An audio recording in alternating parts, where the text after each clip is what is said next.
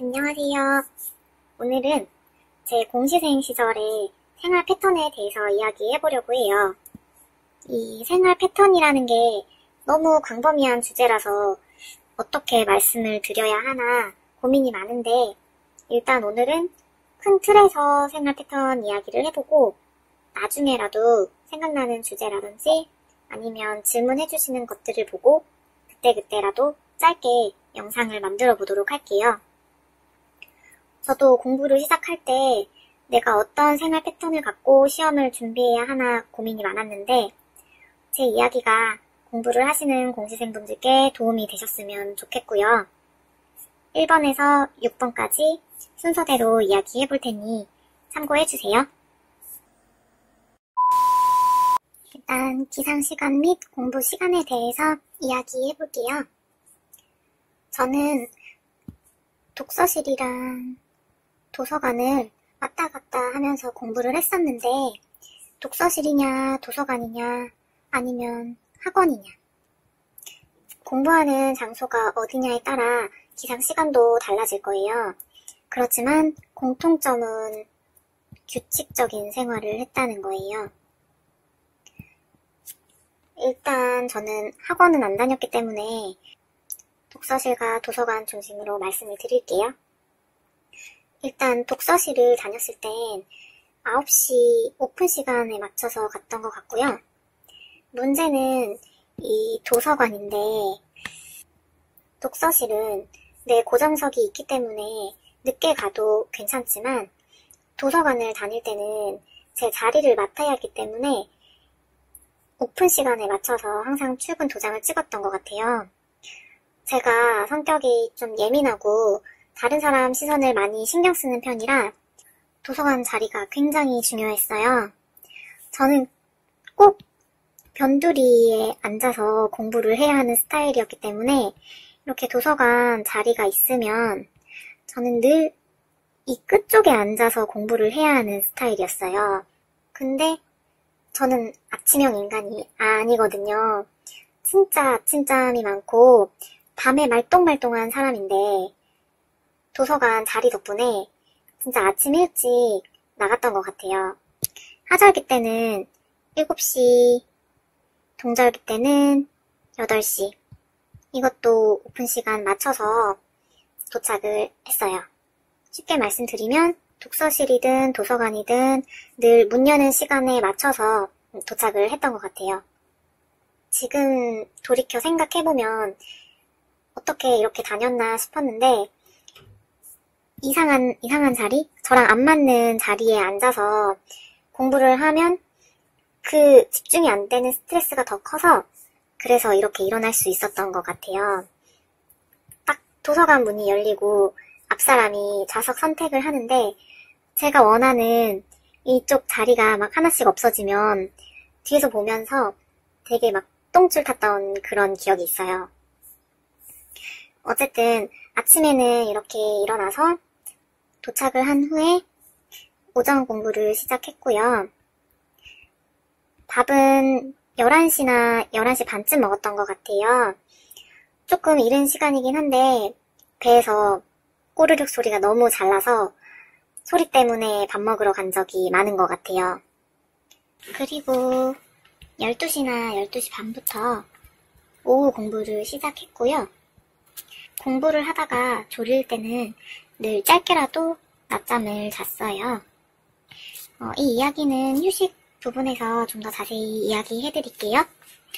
그리고 5, 6시쯤 저녁밥을 먹고 마지막 저녁 공부를 하고 10시나 11시쯤 집에 가는 일과로 하루를 마무리했습니다. 공부 시간은 1년차 때와 2년차 때가 크게 차이가 있었는데, 일단 1년차 때는 보통 8시간에서 9시간 정도 나왔고요.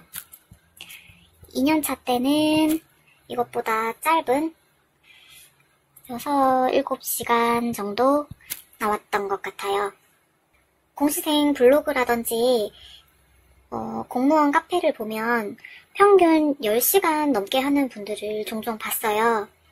처음엔 진짜 존경스럽기도 하고 어떻게 저런 공부 시간이 나오지? 나는 아무리 열심히 해도 이것밖에 안 되는데 이런 생각을 하면서 자책하기도 했는데요. 지금 돌아보면 공부 시간을 다른 사람이랑 비교하면서 스트레스를 받을 필요는 없는 것 같아요. 본인의 페이스대로 가는 게 제일 중요하니까 다른 사람 보면서 자극은 받되 본인을 자책하는 비교 같은 건 하지 않았으면 좋겠어요. 두 번째는 휴식 이야기인데요. 꼭 이야기해드리고 싶은 부분인데 휴식은 진짜 꼭 필요하다라는 이야기를 해드리고 싶어요. 스타일에 따라 다르겠지만 저 같은 경우는 주 1회 정말 아무것도 안 하고 푹 쉬는 날을 정했고요. 보통은 도서관 휴관일인 월요일에 휴식을 취했어요. 진짜 책 한 장도 펴보지 않고 늦잠 자고 TV 보고 강아지 쓰담쓰담 하면서 힐링하는 시간을 가졌어요. 그리고 하루 중에 휴식에 대해서 이야기하자면 저는 점심시간을 1시간 풀타임으로 썼어요. 밥이야 10분, 20분이면 먹지만 밥 먹고 양치질하고 근처 산책하면서 리프레시를 했던 것 같아요.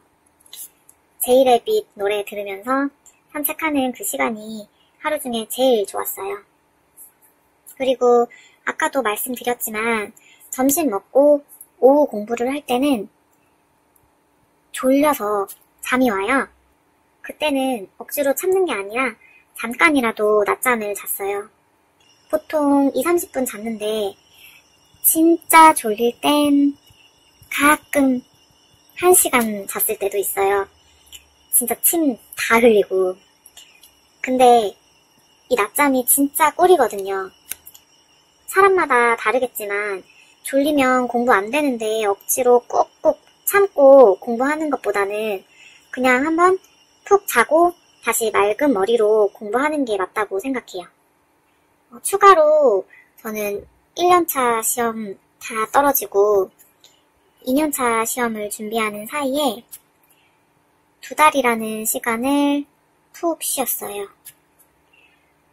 책 한 장도 안 펴보고 2년차 공부를 하기 위한 기간이었는데 시험은 떨어졌지만 1년 동안 고생한 저를 위해서 그동안 못했던 미용실도 가고 네일도 하고 여행도 가고 친구들 만나면서 그렇게 재충전하는 시간을 가졌어요.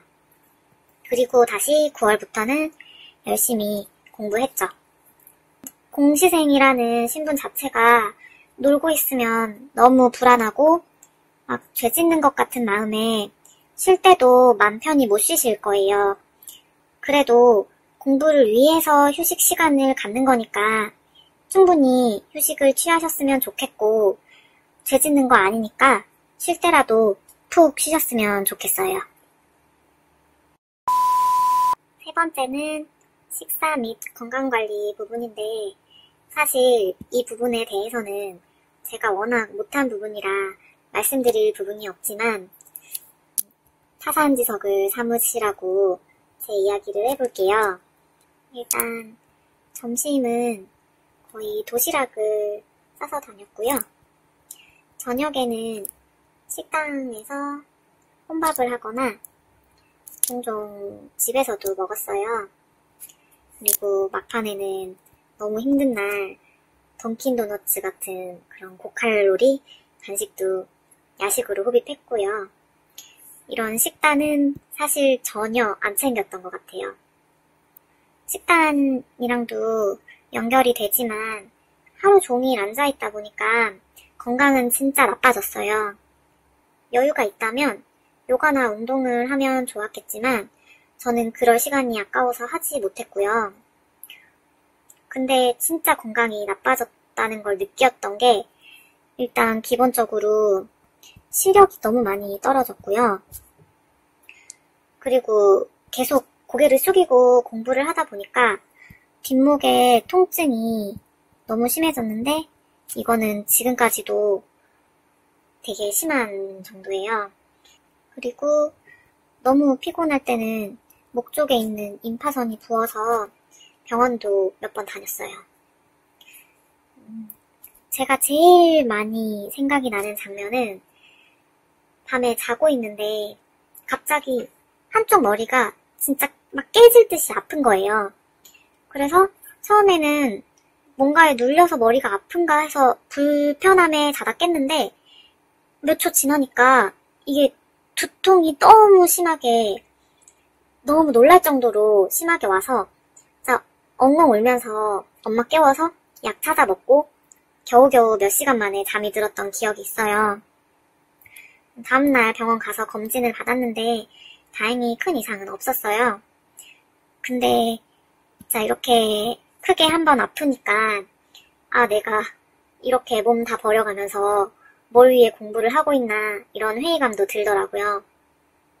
공부하다 보면 건강관리를 병행하기가 힘들 텐데 최소한 스트레칭이라도 자주 해주시고 스트레스는 조금만 받으시는 쪽으로 노력하면서 공부를 하셨으면 좋겠어요.